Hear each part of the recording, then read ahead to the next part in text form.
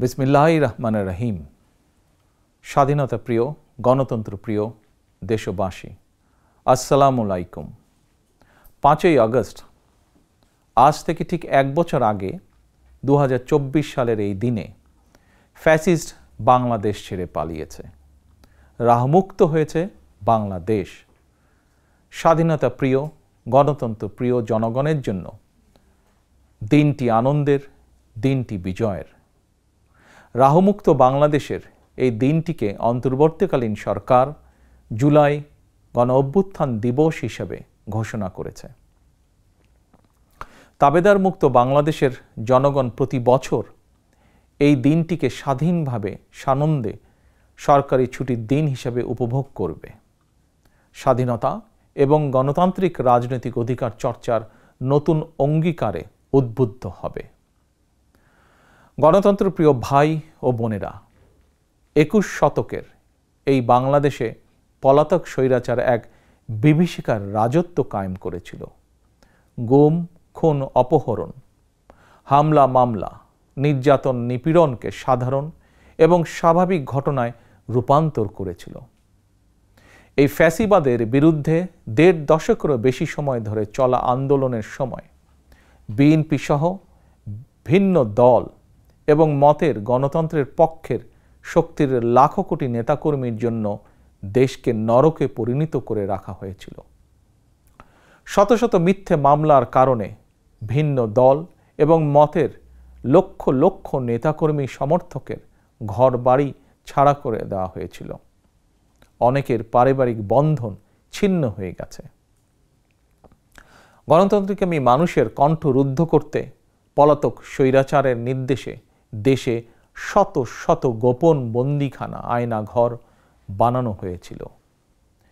সেই আয়নাঘরের অন্ধকার প্রকোষ্ঠে জলজন্ত মানুষকে দিনের পর দিন, রাতের পর রাত, বছরের পর বছর আটকে রাখা হতো।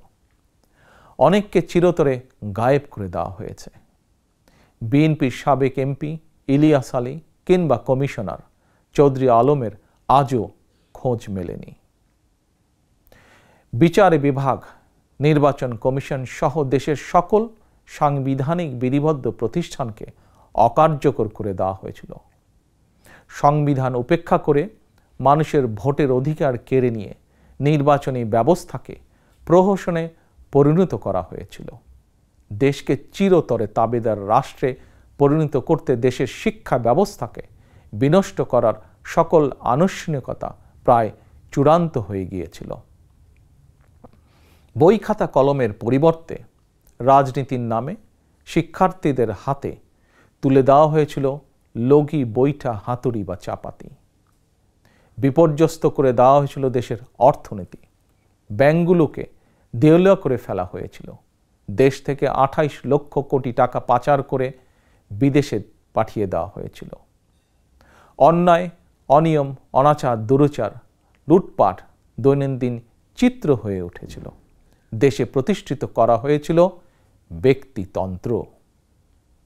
তবে শেষ রক্ষা হয়নি দেশের সকল শ্রেণী পেশার মানুষ, ছাত্র জনতা, কৃষক, শ্রমিক, রিক্সা চালক, মুঠে মজুর, গার্মেন্টস কর্মী, হোটেল রেস্তোরাঁ কর্মী, পরিবহন শ্রমিক, সাংবাদিক, বুদ্ধিজীবী, সংস্কৃতি কর্মী, গৃহবধূ, নারী, শিশু, এমনকি আমাদের মায়েরা সকলেই ঐক্যবদ্ধ হয়ে জুলাই আগস্টের গণ অভ্যুত্থানে রাজপথে নেমে এসেছিলেন। গণ অভ্যুত্থান দমনে হেলিকপ্টার থেকে গুলি করেও মানুষ হত্যা করা হয়েছিল। এমনকি কোলের শিশুটি পর্যন্ত রক্ষা পায়নি। শহীদ আবু সাইদ, ওয়াসিম, মুগ্ধ, আমাদের এইসব সাহসী সন্তানদের বুকে গুলি করে হত্যা করা হয়েছে। শুধুমাত্র 2024 সালের জুলাই আগস্টের গণ অভ্যুত্থানে 1,500-এরও বেশি মানুষ শহীদ হয়েছেন। ছাত্র জনতা, কৃষক, শ্রমিক, নারী, শিশু, বৃদ্ধ, সাংবাদিক, শ্রমজীবী, পেশাজীবী, ফ্যাসিস্টের গুলির নিশানা থেকে কাউকেই রেহাই দেওয়া হয়নি। এই অভ্যুত্থানে আহত হয়েছেন কমপক্ষে 30,000 মানুষ। হাত পা, শরীরের অঙ্গ প্রত্যঙ্গ হারিয়ে আমাদের শত শত সন্তান শত শত ভাই ও বোনেরা চিরতরে পঙ্গু হয়ে গিয়েছেন, কিংবা চোখ হারিয়ে আজীবনের মতন অন্ধ হয়ে গিয়েছেন বহু মানুষ। এজন্যই আমি বলি, 1971 সাল ছিল স্বাধীনতা অর্জনের যুদ্ধ, আর 2024 সাল ছিল স্বাধীনতা রক্ষার যুদ্ধ। 1971 সালে শহীদ মুক্তিযোদ্ধাদেরকে বাংলাদেশ ভোলেনি। 24-এর গণ অভ্যুত্থানে শহীদদেরকেও বাংলাদেশ ভুলবে না। 71 সাল থেকে আজ পর্যন্ত দেশ এবং জনগণের স্বাধীনতা অর্জন, স্বাধীনতা রক্ষা, স্বৈরাচার এবং ফ্যাসিবাদ বিরোধী আন্দোলন, গণতন্ত্র পুনঃপ্রতিষ্ঠার আন্দোলন, এভাবেই ইতিহাসের প্রতিটি বাঁকে বাঁকে লাখো মানুষ হয়েছেন শহীদ। আজকের এই দিনে আমি আবারও সকল শহীদদের অবদানকে শ্রদ্ধাভরে স্মরণ করছি। আহতদের দ্রুত আরোগ্য লাভের জন্য আল্লাহর দরবারে প্রার্থনা করছি। প্রিয় দেশবাসী, দেশ এবং জনগণের স্বাধীনতা এবং অধিকার প্রতিষ্ঠার জন্য নিজের জীবন বিলিয়ে দিয়ে শহীদগণ আমাদেরকে ঋণী করে গেছেন।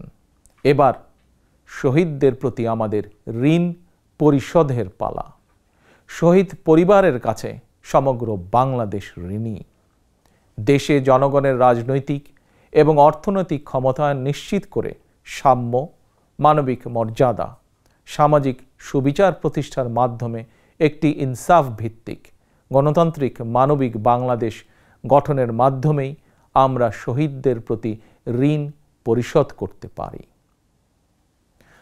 স্বাধীনতা প্রিয়, গণতন্ত্র প্রিয় ভাই ও বোনেরা, একটি গণতান্ত্রিক বাংলাদেশ প্রতিষ্ঠার প্রথম এবং প্রধান রাজনৈতিক উদ্যোগ হচ্ছে জনগণের সরাসরি ভোটে জনগণের প্রতি দায়বদ্ধ, জনগণের কাছে জবাবদিহিমূলক একটি রাষ্ট্র এবং সরকার প্রতিষ্ঠা। জনগণের কাছে দায়বদ্ধ একটি সরকার প্রতিষ্ঠার জন্য বর্তমান অন্তর্বর্তীকালীন সরকার কাজ করছে।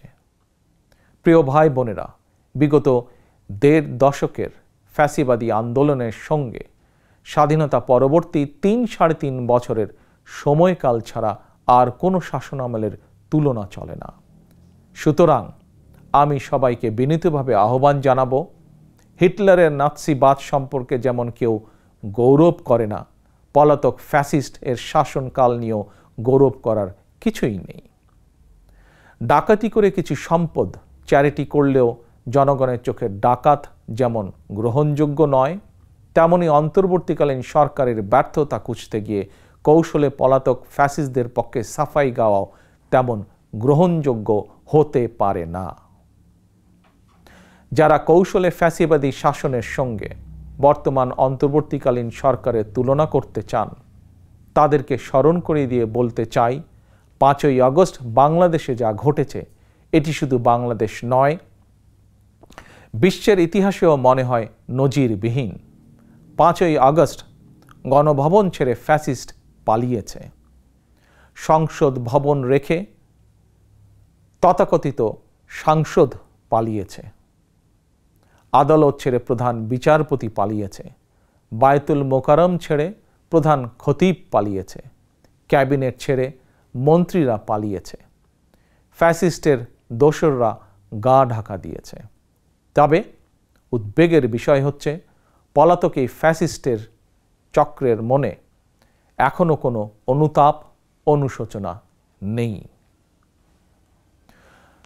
প্রিয় ভাই ও বোনেরা, হাজারো শহীদের রক্ত স্নাত রাজপথে ফ্যাসিবাদ বিরোধী অভূতপূর্ব জাতীয় ঐক্য গড়ে উঠেছে।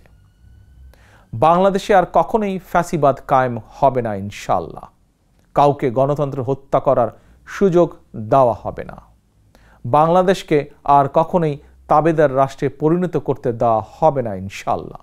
আমি মনে করি এসব প্রশ্নে জাতীয় ঐক্য বহাল আছে, থাকবে ইনশাআল্লাহ। ফ্যাসিবাদ মুক্ত বাংলাদেশে যার যার দলীয় আদর্শ এবং লক্ষ্য বাস্তবায়নের ক্ষেত্রে রাজনৈতিক দলগুলোর মধ্যে ইস্যুভিত্তিক ভিন্ন মত থাকবে। এটি বিরোধ নয়, বরং ভিন্ন মত। এটি গণতন্ত্রের সৌন্দর্য। তবে ভিন্ন মত কিংবা বিরোধের মাত্রা যেন ফ্যাসিবাদ, উগ্রবাদ, চরমপন্থার উত্থান কিংবা পুনর্বাসনের কারণ না হয়ে দাঁড়ায়, সে ব্যাপারে প্রতিটি রাজনৈতিক দল এবং গণতান্ত্রিকামী জনগণের প্রতি সতর্ক থাকার জন্য বিনীত আহ্বান জানাই। আমি মনে করি প্রতিটি রাজনৈতিক দল যার যার দলীয় কর্মসূচি কিংবা এজেন্ডা নিয়ে জনগণের আদালতে যাবেন। জনগণ কোনটি গ্রহণ করবেন কিংবা কোনটি বর্জন করবেন এটি সম্পূর্ণ জনগণের এখতিয়ার। এভাবেই প্রতিদিনের রাজনৈতিক চর্চার মধ্য দিয়ে রাষ্ট্র জনগণকে শক্তিশালী করে তুলতে হবে।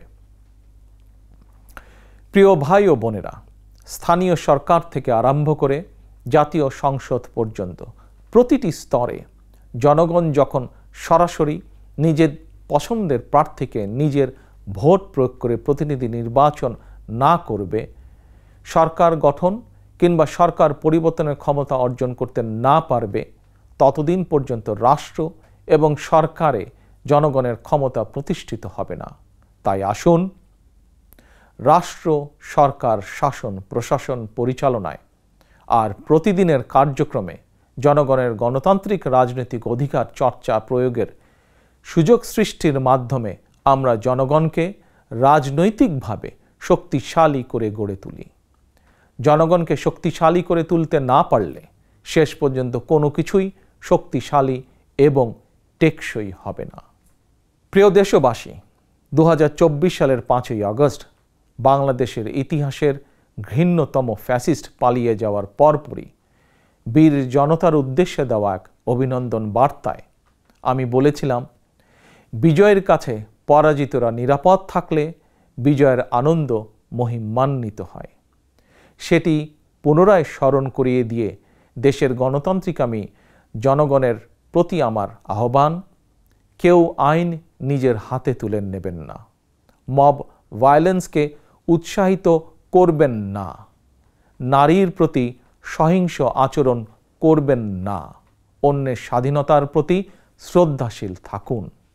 একজন মায়ের চোখে বাংলাদেশ যেমন, আমরা তেমন একটি বাংলাদেশ গড়তে চাই যেখানে দল, মত, ধর্ম, বর্ণ নির্বিশেষে বিশ্বাসী, অবিশ্বাসী, সংশয়বাদী প্রতিটি সন্তান, প্রতিটি মানুষ নিরাপদে থাকবে।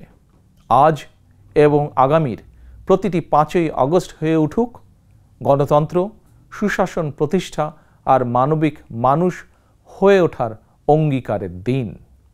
এই সুমহান অঙ্গীকার বাস্তবায়নের দীর্ঘ যাত্রায় আমি এবং আমার দল বিএনপি দেশের সকল গণতান্ত্রিকামী জনগণের সমর্থন এবং সহযোগিতা আশা করছি। আল্লাহ হাফেজ। বাংলাদেশ জিন্দাবাদ। বাংলাদেশ জাতীয়তাবাদী দল জিন্দাবাদ।